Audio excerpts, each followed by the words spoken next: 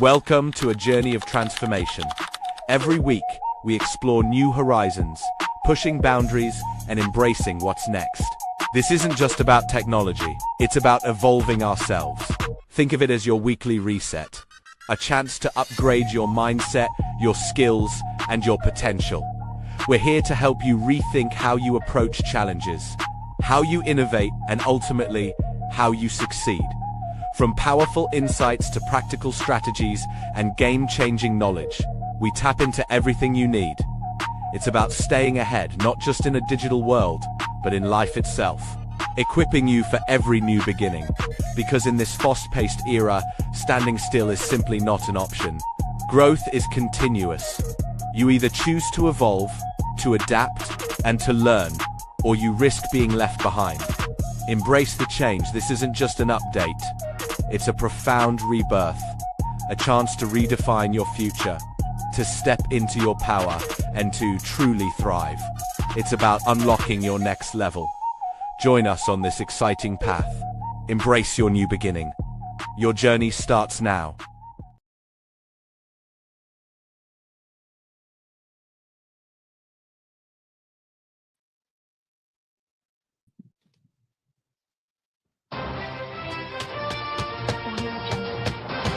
Welcome to the Final Boss Podcast. It is Tech Tuesday, man. It is Tech Tuesday, and we got a great show for you tonight.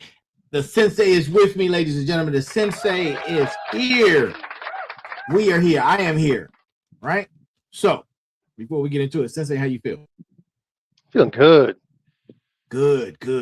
That's what I like to hear, man. That's what I like to hear. Look, man, we got a great show for you tonight, guys. Before we do that, got a few admin notes I need to get out the way, right? First of all, right, go get Go Time All Aboard the Fired Up Train. The link is in the bottom of the screen. Go get it, man. If you have not gotten the first book, Go Time All Aboard the Fired Up Train, go get the book. It's the first book in a series, right? The second book comes out when? This Thursday, it is coming out, ladies and gentlemen. Go Time 2 will be out this Thursday. The train has left the station. Oh my God, I'm super excited about it, man. Look, it'll be book 2. You need book 1. So get book 1, then turn around and get book 2, right? That's how you do it. All right. Look, if you haven't, this is episode number 289, man. This is episode number 289. If you have not gotten all or seen all of our episodes, go to our website at www.thefinalbosspodcast.com and check out all of our episodes, right? And if you want to be part of the town hall, you would like to be on a show, or you have questions, concerns, or anything of that nature, shoot us an email at info at thefinalbosspodcast.com. That's info at thefinalbosspodcast.com. Hey, Molly's in the building. Chakani's in the building. We got a few others in the building. Thank you guys for joining us. Look, without further ado, we are going to go ahead and get ready to get into tonight's show, man, because we have to. This is part 2, right? This is part 2 of last week's episode, man. Last week's episode where we didn't get a chance to finish giving you guys all the information, and you deserve. As our audience, right? You deserve all of the information. So we're going to make sure that we get you all of the information to our communities, smarts, motivators, warriors, final bosses. Thank you for joining us. Thank you. Right? And as always, before we get ready to get started, the greeting of the day. Good morning, good afternoon, good evening, and good night. That is the greeting of the day, and we are about to go live, right? Sensei, you have any words before we get started, man? Oh, no. Oh, no. Okay, all right. Well, let's go ahead and get rid of these banners. The banners out the way. I see Benjamin Franklin. Thank you for joining us. Okay. All right. Okay. So last time we was with you guys, right? We was with you. We left off at I think it was episode 284. 284. And 284. And we were talking about something very compelling, right? We were talking about the machine, right? And how it stopped asking for permission. So we were only able to get through the show. What you guys saw and what we actually got to was the halfway point, right? In that, we talked about 19 unauthorized AI actions, a broken incentive structure, regulation that was still playing catch up, and trillions in capital moving faster than any safeguard built to contain it. We ran out, right? We ran out of the clock before we ran out of our story, right? But tonight we're going to finish it, and then we're going to do the audit, right? That's the checkpoint. And here's the leadership lesson.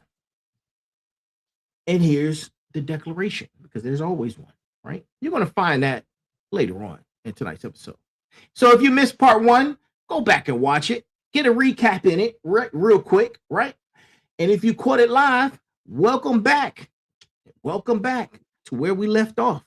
So, but before we do that, of course, we have our brass tacks of the evening, right? And if you don't know what the brass tacks is, listen, catch up with the brass tacks. So tonight's brass tacks is: we didn't run out of truth. We ran out of time. Tonight, we get a chance to finish both the final boss and the sensei. So let's get right into it. Let's get right into it. Final bosses, man, let's get right into it. So, family, we owe you a finish. What say you, Sensei? Well, last Tuesday we got into it, but it's such a big subject. Just the clock just beat us. Yeah, it definitely beat us. Never happened before like that. No, that's because the story is too big to rush it. We didn't want to rush. We didn't want to cut it short. We wanted to get all the information out because we'd rather finish it than cut it short. Absolutely. So, ladies and gentlemen, 4 communities. Tonight, this is episode number 289, part 2 of The Machine Stop Asking Permission. And here's a quick recap for anybody who's just joining. Well, give it to us straight, Sensei. All right. So 122 controlled security tests. 19 times an AI agent went outside its lane with fake identities, unrequested code, and real people pulled into a fake test. 17 incidents from one frontier lab, 2 from another. And we walked through why it happens. It's called incentive structure, and it rewards speed over caution. And the scary part is this is industry wide. It's not isolated. And look, we walked through the money, right? Of course, we talked about trillions pouring into infrastructure. GPU prices were doubling. Data centers are dividing communities as we speak. And we've walked through the regulation, and Europe is already moving. America, we're still fragmented. We're at the floor, not the ceiling. And that was the first 30 minutes. Well, that was the hour, which yeah. Yeah. And tonight we're going to finish the back half. We're going to do the audit, the checkpoint, and the history. And most importantly, the leadership lesson. And the declaration itself. We have 60 new minutes, 15 fresh segments, and of course the same fire as last week, but we've got a lot more ground to cover. Absolutely. So let's pick it back up where we left off at, Sensei. Let's go. Let's do it. All right. So one more thing before we move, family, right? Some of you asked, why didn't we just cram everything into one episode? Hey, you want to answer that? And that's a fair question. I mean, Mhm. it's an honest answer. All right, give it to him then. So, because if we rushed into the back half, we would have done exactly what we're warning against tonight: speed over substance. And we've been the example instead of the lesson. Exactly. And neither of us is willing to do that for this topic. Absolutely. So, look, we took the extra week, and here we are.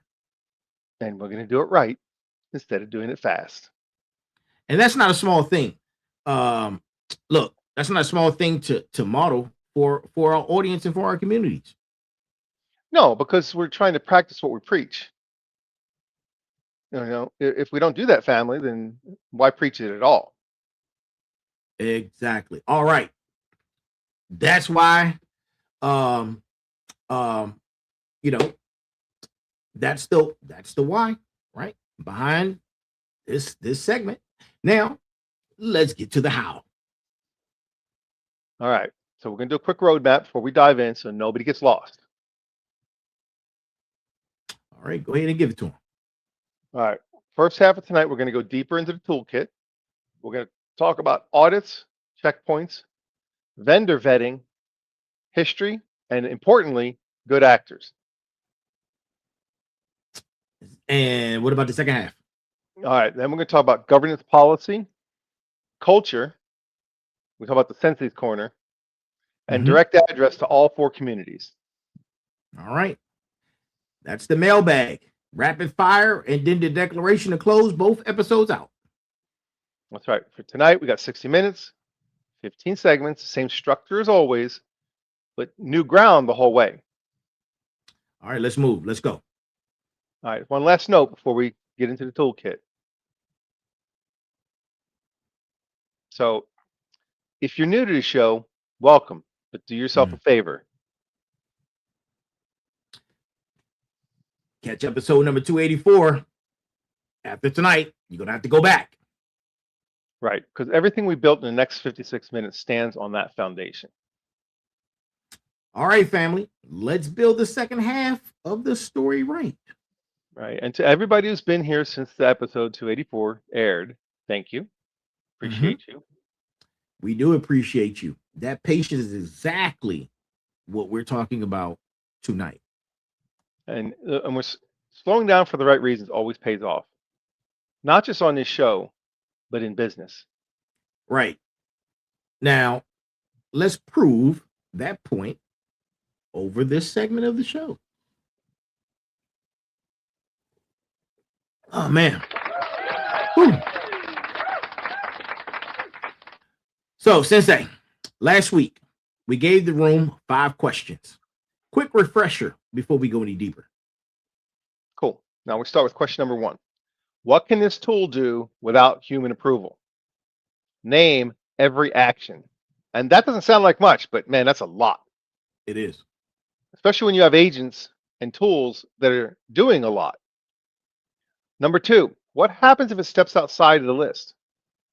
Is there a kill switch? Silence? Reporting? Something? What happens? And 3, has the vendor published independent safety testing? And then there's, of course, number 4. What's the real cost of unsupervised hours? Not just dollars, right? And number 5, would you be comfortable explaining this tool's access to your customers? That's the refresher. And tonight we're going to go one layer deeper. Because, I mean, look, knowing the questions is one thing, but it is not the same as running them right. All right, let's walk that out. All right, for most people, run this audit once and file it away. That's what they'll do. They run it once, they're done. They never look at it again. And that's not an audit. That's just a memory. That's just a blip. So what makes it real? The hardest part about this, look, I've heard many times from many people, nothing is finished until the paperwork is done. So documentation is important. You write that down, you date it, you put a name next to who confirmed it. But you have and why to does write that it matter? down. Oh, yeah, Well, exactly. 6 months from now, when they update the tool, Mm-hmm. I mean, you need to know is the answer changed? And at least you have True. someone you can go back to and Right. ask them, has the answer changed? Because vendors push updates quietly all the time. Oh my goodness, look at just your Windows 11. How many things that Yeah. happen to it nowadays? And you're like, what happened to my phone where things just all got moved around? It all looks Right. different now. It doesn't act the same because Mhm. it's called permissions creep. It's when the access expands and nobody announces it with a press release. So the audit ain't a one-time event. No, that's a living document. It's the Mm. same as an insurance policy. You don't set it and forget it. Now, let me ask something practical, right? What if a vendor refuses to answer one of these 5 questions? Well, if they refuse to answer, that Mhm. is the answer. Now, look, a vendor who's unwilling to answer basic access questions is telling you something about the product without saying a word. It's not what they say, it's what they don't say. And silence is data. And silence is the loudest answer in this whole audit. Now, let me push something on you, Sensei, right? What if the vendors answer all 5, but the answers are weak? Because that happens. So, yeah, of course, they have what's called weak sauce, just enough to get you to back off, or they Mm. throw fancy words at you. But weak is not the same as refusing. So do treat it differently. Okay, that's a good point. But how different? So, well, I mean, a weak answer, it's at least a negotiation starting point. The refusal, it's just a closed door. That makes sense. So you push back on the weak ones before you walk away. Right. Because once they give you weak answers, you can now ask for specifics. You can ask for a timeline to improve it. Good vendors want pushback because it makes their product better. And a vendor who gets defensive when you push. And that is information, just like silence. That's some good data. All right. So everything in the audit teaches you something, even the reactions to it. Right. And this is the real value. Okay. So it's not just the 5 answers, it's the Mhm. 5 conversations that reveal character.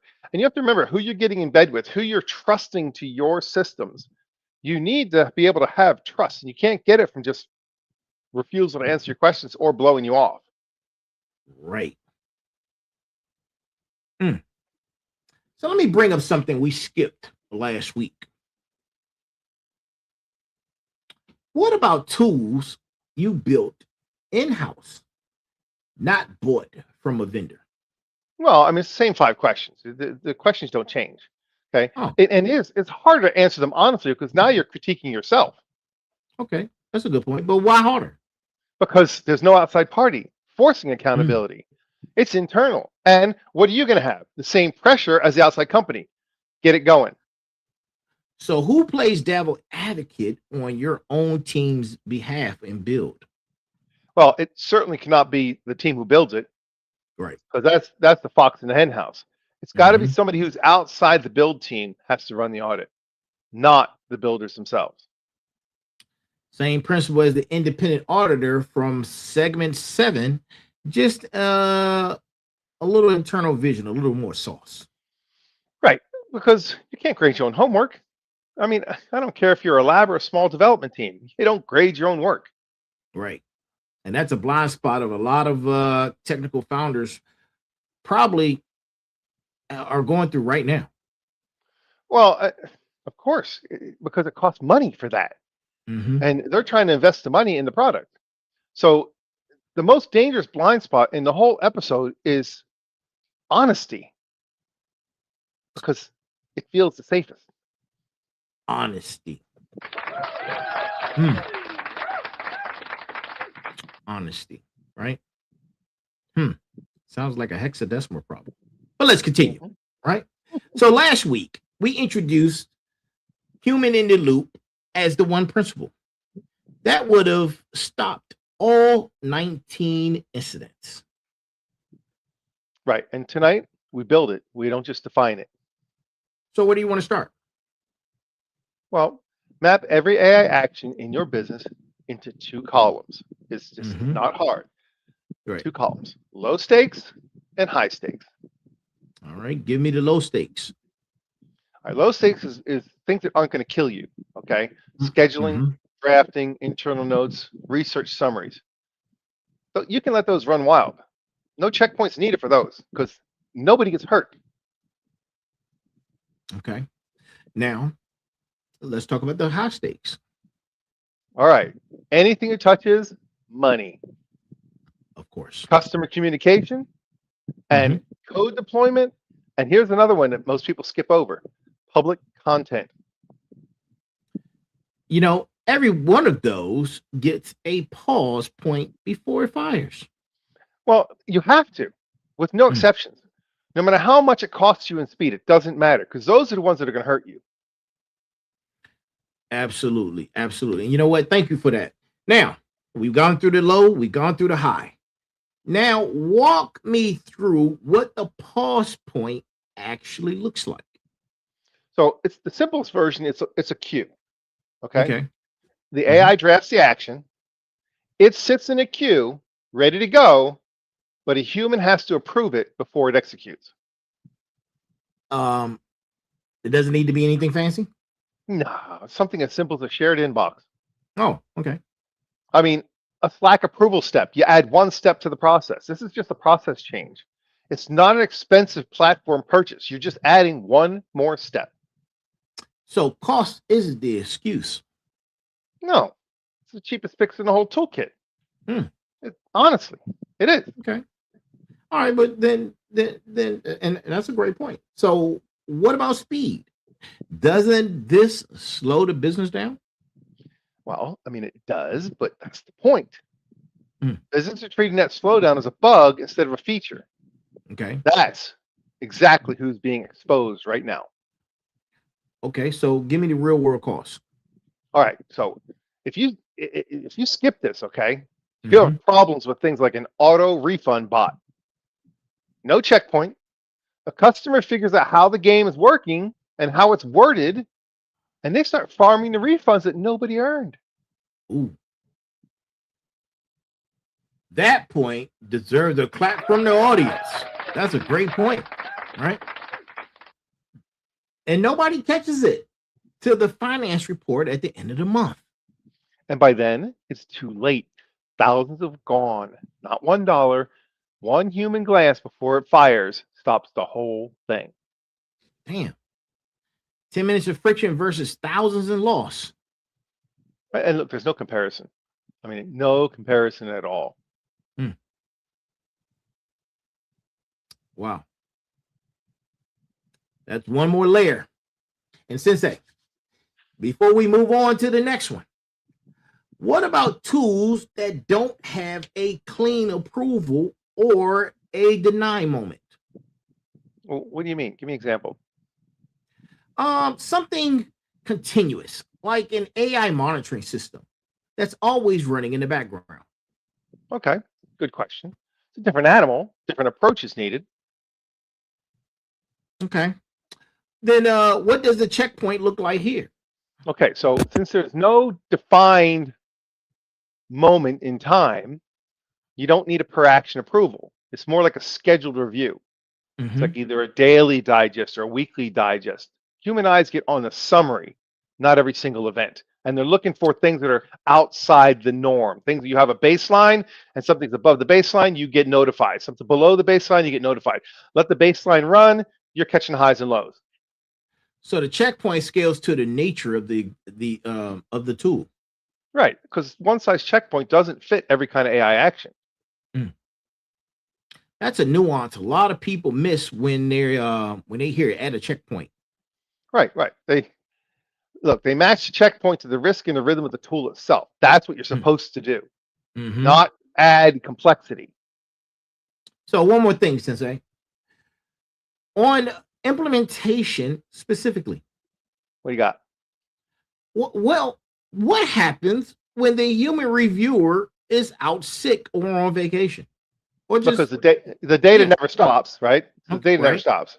Okay. So this is a real operational question. I mean, it's not a hypothetical question. That happens. Okay. So what's the fix? Same fix we use in the military. You share job duties. Mm. You plan for your replacement. So you always have someone who can do your job. They might not do all their job, but they can do part of your job. So you Okay. build a backup reviewer into the process from day one. Don't just train one person, single point of failure. We build in our computer system redundancy. So you do the same thing in your reviewing process. Have somebody else who can do the review and should be involved in it often enough that they're familiar with it and it can work. Lord knows we don't like single point of failures. Let me tell you. Listen, that human side defeats the whole purpose. Right, because if you got a checkpoint that only works when one person's available, that's not a checkpoint. That's a roadblock. Right. That is a roadblock. So even a safeguard needs its own safeguard. Right, and that's how real systems work. No shortcuts. None. Not on that one. Wow. Well, listen, this is great information. Smarts, final bosses, warriors, motivators. Look, great information, right? So, Sensei, you got the floor. Well, I want to bring on a real segment, a real pattern into this segment, okay? Because it's a pattern. Okay. Not a name, not a company, but a real shape that we've both seen.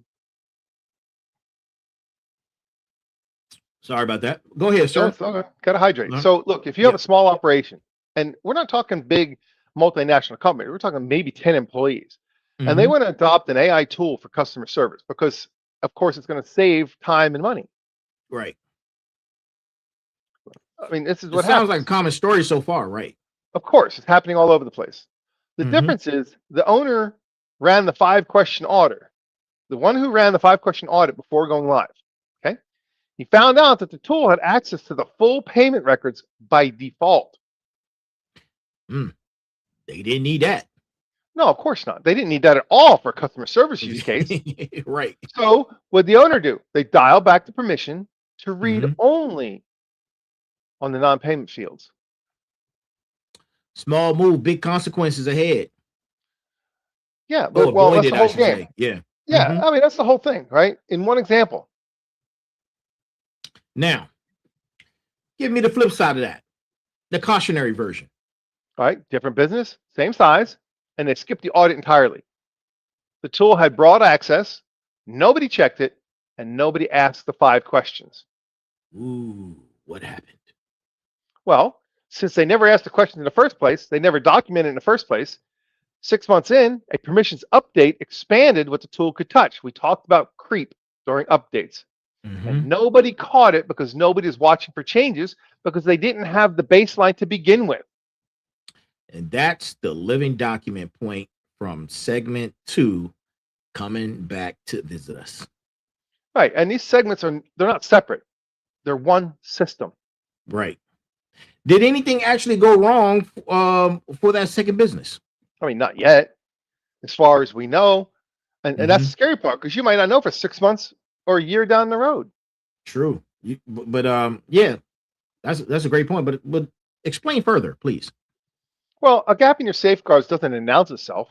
It just sits there until something exploits it. Silent risk versus loud risk. Yeah. And look, the bottom line is when they both show up, they cost the same. So the lesson from this segment is, look, the businesses that get it right, they're not smarter, they're not luckier. They just did the audit before going live, not after something broke and it costs them more. And that's a message for my warriors who are listening right now. Pay attention.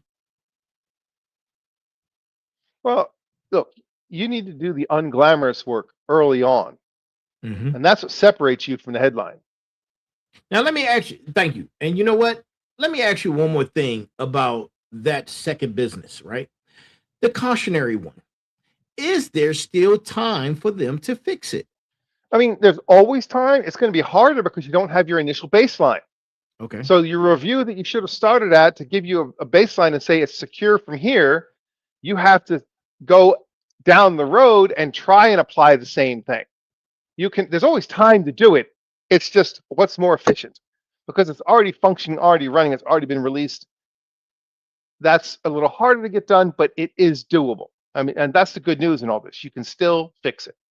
So what's the first move? Well, it's the same 5 questions. from segment 2. Okay. Run today, no Mhm. different than day 1. Got it. Doesn't matter if it doesn't matter that they're what 6 months late to the audit. Well, I mean, late beats no audit every True. single time. Mhm. No, an audit is not a bad word. An Right. audit protects you. An audit reveals weaknesses so that you can fix them before they become a problem. Absolutely, absolutely, and that's actually a relief to hear for anybody feeling behind right now. Well, I mean, nobody's too far behind to start. Okay, you Right. got to start somewhere. The only unrecoverable mistake is never starting at all. If you never start, then you got your head in the sand. Exactly. Now, let me widen this up a little bit, right? And we're gonna broaden the lens, as I like to say, one more time before we move, right? What's the actual dollar range we're talking about for a business, for a small business breach? Well, you said the word breach, so that varies wildly. Right, that's a Yeah, huge variance. I mean, true. even a modest incident can run into real money fast. Mm. Give me a ballpark. All right, so you're gonna have potentially lost revenue, Okay. remediation time. You got to have time to fix it. Mm-hmm. Now you got to fix the trust that you broke with your customers because now they don't trust you, Right. and sometimes you can never recover that. And so that's easily thousands of dollars and sometimes more. And the audit cost what in comparison? Well, I'm at an afternoon of somebody's time. I mean, that's Mhm. the whole cost. That's about it. Okay. The math should end the conversation for anybody who's still on the fence. Well, it's the cheapest insurance policy in the entire toolkit, bar none. Okay. All right. Thank you for that, sir. All right, one more thought, right? And I keep saying that. But before we move on, Go for it. that first business you mentioned, the one who caught the payment access issue, Yeah. What about them? what happened after the catch? Well, they grew, they Mm-hmm. expanded the tool stack, Okay. and now they run the audit as a standard practice. Okay. So they became part of how they it became part of how they operate, not just a one-time event. Right. And that's what success actually looks like, right? It's not the headlines here, just good, quiet practice. That's what you need. And Awesome. there's another thing about that is that if you follow good practice, Mm-hmm. then it's easier for you to maintain and get your cyber insurance. If you don't maintain good practice, you're going to check no's on some of those questions, and you might find yourself in a bad position trying to get cyber insurance. Cyber insurance, ladies and gentlemen, for our cyber tech companies, right? You got to maintain your insurance and your certifications. So, Sensei, let's build out a real vetting system or process, right? Not just questions to ask, but how to actually run the conversation.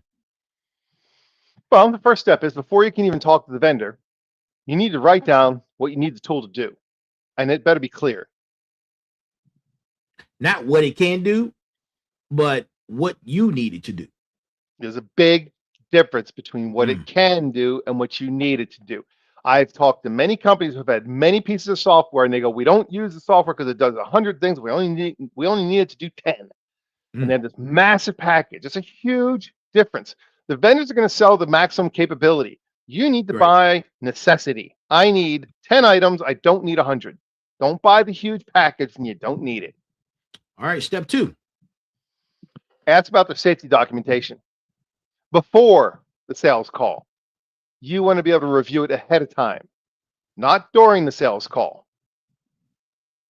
Okay, let me ask you, why before? Because during the call, the slick answer sounds convincing in the moment. They're gonna have a slick answer. They're primed for you to ask that question. On paper, you can actually read it and you can catch the gaps. You can read it slow. You can catch the gaps. You can see, and you also have better questions because now you know what's in it. Exactly. So papered. So what's step 3? All right, you're always going to ask this question. You always say, well, who else uses the software? And they rattle off these, the 500 companies, top 500 companies. I don't care about those guys. Right. Who's using it at my scale? I'm a 10-person company. Give me those, not the big customer. I want the guys who have not enough staff and they're trying to run this tool, not the people who have a whole department. I want to know who runs this on a shoestring. Okay. Reference checks, basically. Right. It's the same thing as vetting a contract before you let them touch your house. Okay. So what's step 4? Well, you're going to have to negotiate a trial period. Limited permissions before a full rollout. So don't go straight to maximum access. No, never. You start narrow and listen to this. You expand only as trust is earned, not assumed. Okay. All right. I could dig that. So what's step 5? Let's close it out. You put the 5-question audit answers in the contract itself. Okay. If you can, because they'll tell you anything they want. Like if you go to a recruiter and they promise you can be a Navy SEAL and suddenly you find yourself a cook on a ship. Ouch. Was it? And you ask, was it in writing? No.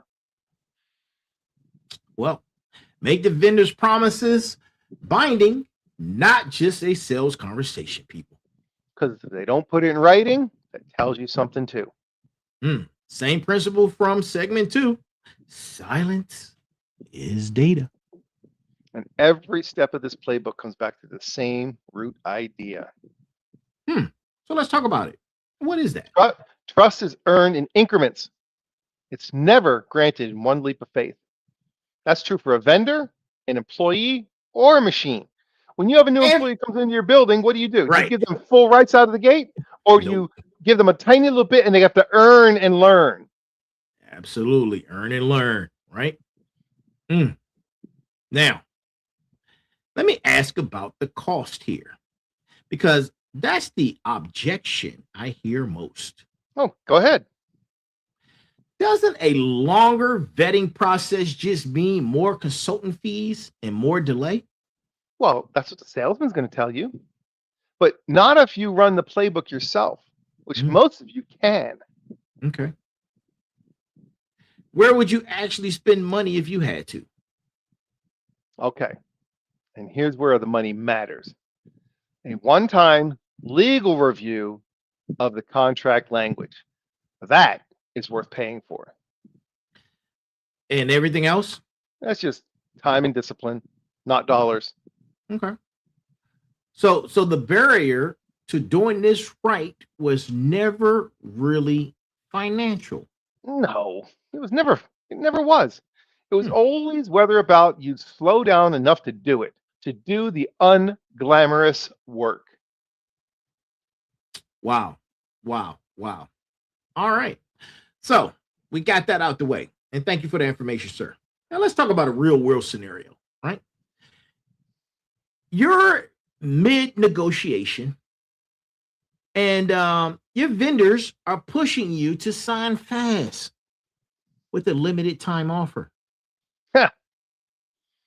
Limited time offer. I love those. Those are amazing. Look, that's a classic pressure tactic. I love these ones. If you're looking to get a steel building and these companies will get a hold of you and go, hey, we just had people cancel their contracts, so they're half off. They're half off 24/7. Okay. It's a classic tactic. It's a pressure tactic.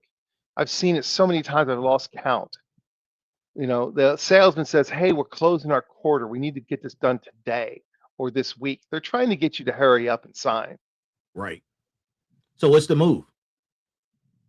Walk away from the deal if it won't survive basic due diligence. If they don't take the time to allow for due diligence, again, silence or glossing it over tells you more than if they tell you the truth. Even if it means losing a discount or the timing. Look, discounts are something that's arbitrary, right? The manager can always approve a discount. It doesn't matter when it is. They want the business, they want the business. So that's ridiculous. Urgency is where the worst deals hide. They hide behind the buy now, save 20%. Well, how come I can't buy tomorrow and save 20%? Well, the deal expired. Well, who's in charge of the deal? You want the deal or not? Exactly. That's great advice, people. Listen, smarts, motivators, warriors, final bosses, we locking in. So, question. A good vendor with good product doesn't need to rush you, right? Nope. And if they're rushing you, you got to ask yourself, why do they need to rush more than you do? Now, that is the point, right? That is the point, Sensei. So, look, if they're rushing you, that's a red flag. Okay, huge red flag. Mm-hmm. And we're careful about red flags. Absolutely. Hey, matter of fact, where's my red flag? Red flag right here, baby. Red flag on the play. Y'all missed the red flag. Listen, and that's the whole 5-step process. And you have to ask, does it apply to free tools as well? Of course it does, even more so. If something's free, I'll say a word, Facebook, who's the product? If you're not paying for it, who's the product? Exactly. All your social medias, are you paying for them? No. So who's the product? Okay, so we're the product. There you go. So free tools trade access for the price tag. If it's free, there's a reason it's free. Man, if you're not paying for money, you might be paying for data access. Exactly. Look, the vetting matters just as much, maybe more, like I said, on the free stuff, because you're going to grant them access, and that's what they want. And that's a real blind spot for a lot of small businesses trying to save money. Of course it is. Nothing's free. Somebody's always paying. And the question is, what is the currency? Listen, ladies and gentlemen, all those free sites out there, they're the sheep herder, and we're the sheep. And guess what? They're getting all of the wool and the lamb chops and all those things for free. Oh man. Look, let's keep going, man. Let's keep going. Look, every major technology shift follows the same arc, okay? Everybody has done it. This is a lather, rinse, repeat. It's a powerful new tool. Everybody has adoption. They use it right away. They all want the tool. But safeguards, they lag behind. Right.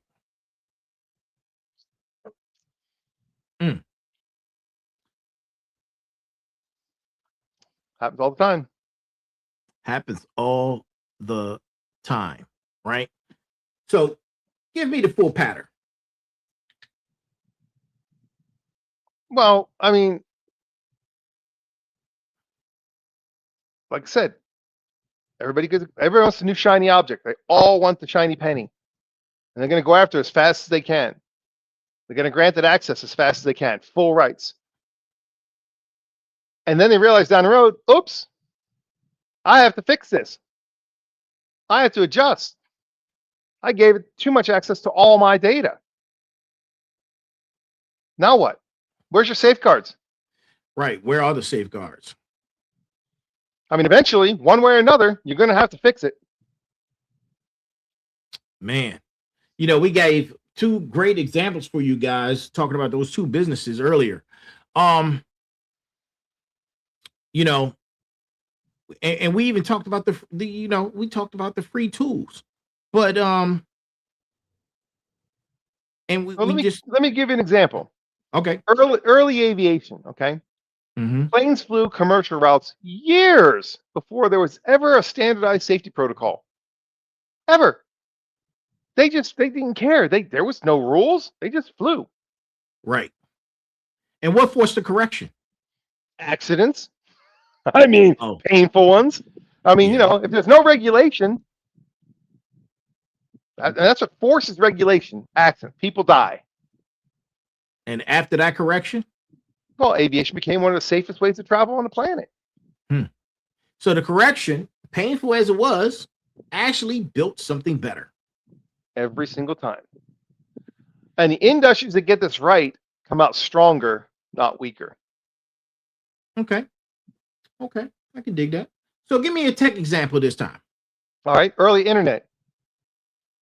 before basic cybersecurity hygiene, okay, we're talking wild, wild west. Companies got breached constantly before anybody took it seriously. I'll give you a simple example. Exchange 5.5. Everybody used to send their mail. It was the mail server. It lived in-house. There was no way to protect it. You could not protect it. So you could get hacked all the time and couldn't do anything about it. Wow. The product itself was flawed and could not be patched, couldn't be fixed. Then what? Well, the entire industry got built around fixing what they ignored. Okay.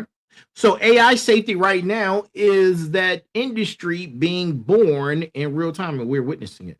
Oh, we're watching it happen right now, tonight. Okay. I mean, this year live. We are watching this live at 5. That reframes the whole 19 incident story, honestly. Go ahead and expand on that one a little bit. All right. So it's not the end of something, it's the birth of the correction. Right. And that's the whole point of tonight's episode right there. We are not watching a disaster. We're watching an industry grow up. You've heard of software that becomes mature. The bugs get worked out. They got it fixed. It's working like it's supposed to. It's clean and it's functioning. But in the beginning, you're on what's called the bleeding edge, where it doesn't work and it's constantly breaking. We're watching the same thing happen in AI. Wow. The industry is growing up. Yeah. Sounds like painful growing pains, but growing pains are all the same. And look, the businesses that are paying attention right now, they get to grow up alongside it. They get to fix it before it's a problem. Now, that's a great point. But let me ask you this. And you know what? Let me push you on the timeline here, right? We talked about aviation. Aviation took decades to mature into what it is today. Right. But AI is on a compressed timeline. Everything on a compressed timeline. It used to be your technology would last you 10 years. Then it's 5 years. Now we're looking at certain items of your technology aren't even lasting that long. How long is a cell phone supposed to last you? 2 years, maybe? Right. So does that mean timelines are compressing? Yeah, absolutely. Absolutely. Well, I mean, the corrections have to happen faster because the whole cycle is a different speed. What used to take this long is now taking this long. So you have to be faster at the correction, because if you don't correct, you miss the time frame, you miss the opportunity. Now, is that good news or bad news for the business owner? Both. Oh, okay. Explain both sides. No, we like to get the bad news first. Okay. Because you have less time to prepare before the correction lands on your doorstep. Okay. Good news, if you move now, you're ahead of the slow moving industry. So speed cuts both directions here. Of course. The same speed that created the risk can now work for you if you use it right. Okay. Well, give me one more historical parallel before we continue. All right. So automobile industry, the early days, there were no seatbelt laws. There were no speed limits, no crash testing, nothing. Decades before they became a standard practice. Decades. And a lot of preventable harm happened in that gap because the technology was developing. It wasn't even developed. So let me ask you, what finally forced the change? Well, public pressure, that's a big one. Documented harm, right? You got people that are dying. And eventually, the regulation that the industry fought at first becomes common. That sounds familiar to anything else we've talked about. That's the same pattern. Everything else. It's never a different pattern. What we're doing here and what we talk about follows the same pattern. This is why it's so easy for us to know what's going to happen. We watch the patterns. We study the machine. We don't argue with the decorations. We see the pattern. When you watch the waves, you learn how to surf because you watch the waves. You know what's coming. It's not a different wave.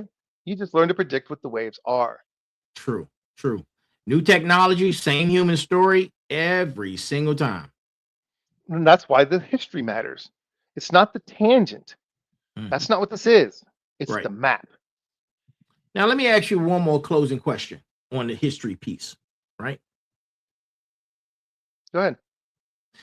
Is there any technology that never went through this cycle that just got it right from the start?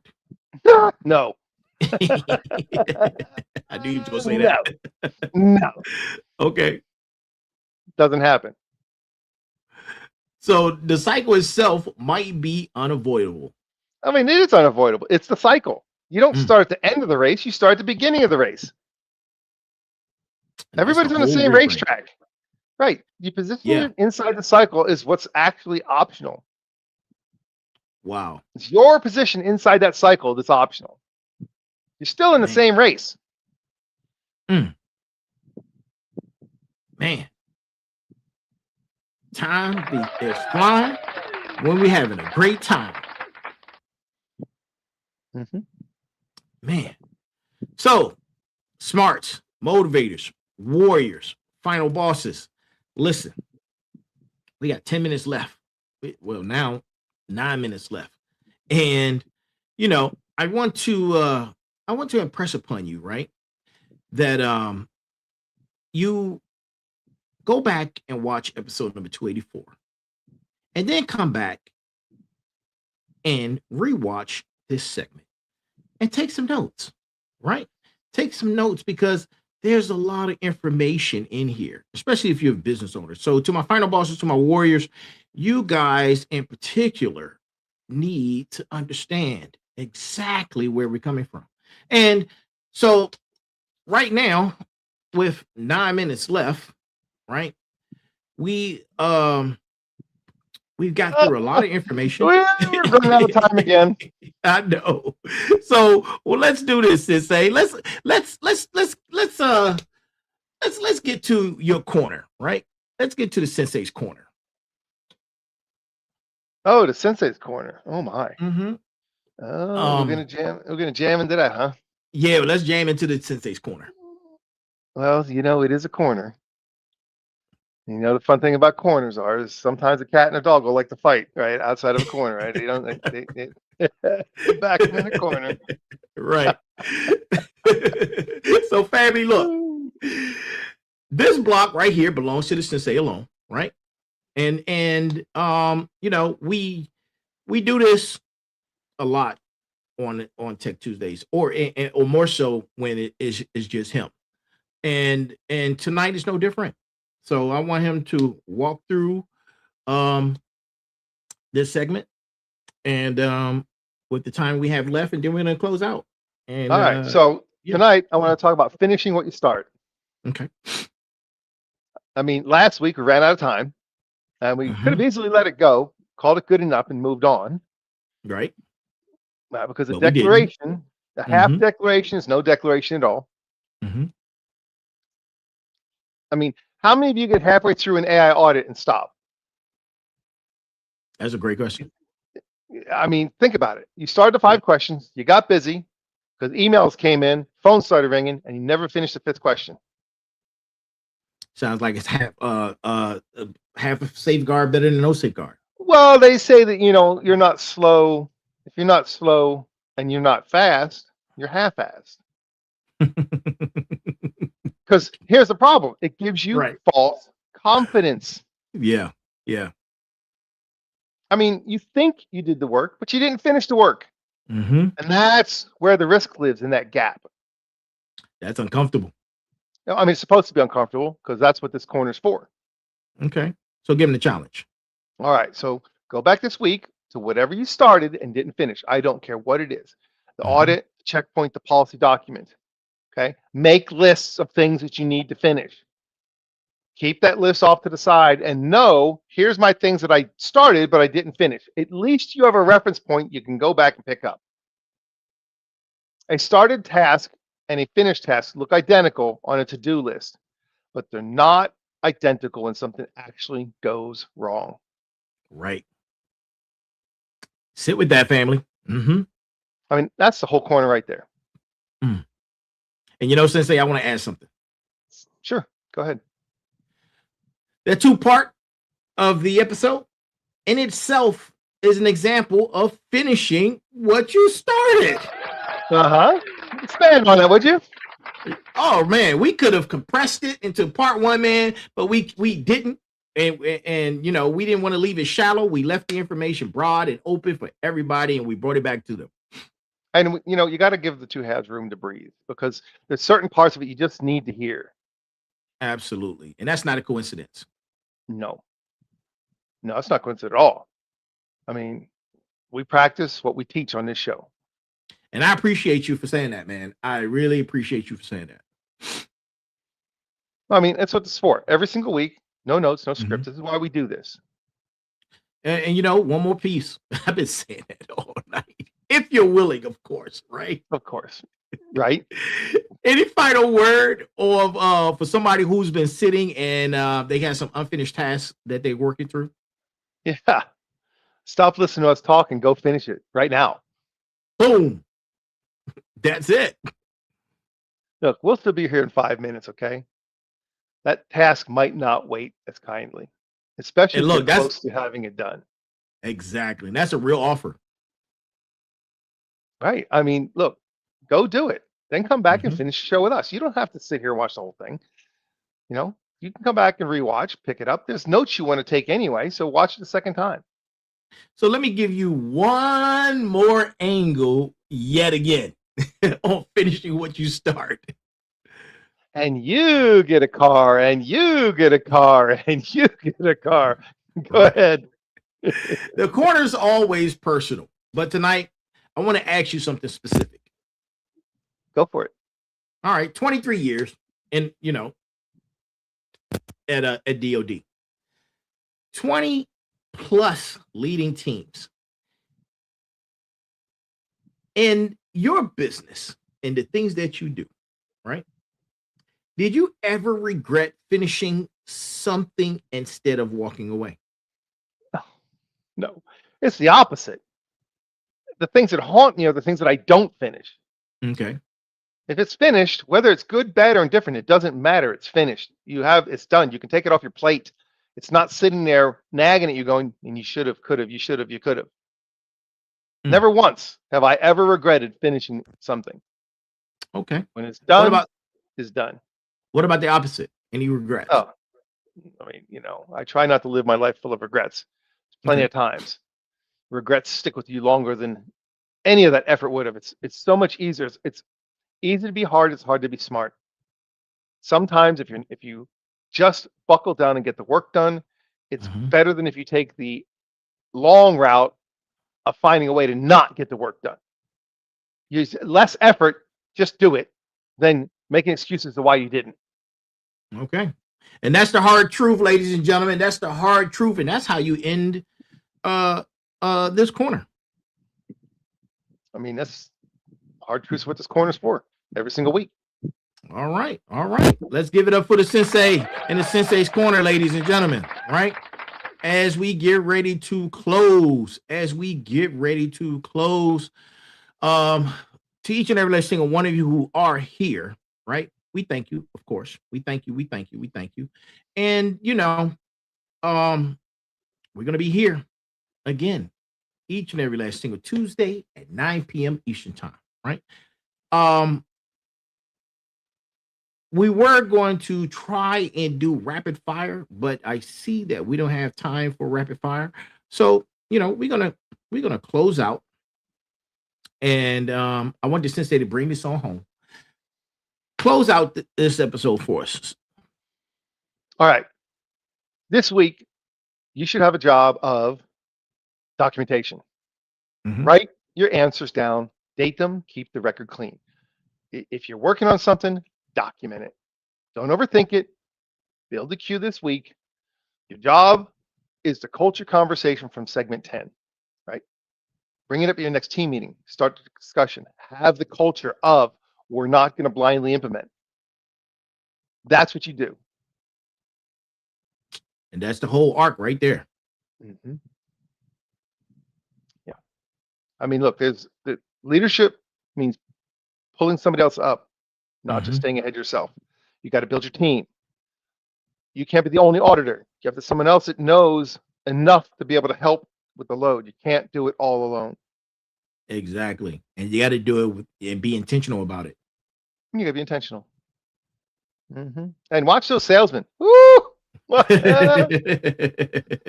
my God. Watch those salesmen, because I'm telling you, they promise everything. And I've just recently had to go through a client who had that same problem. They believed the salesman.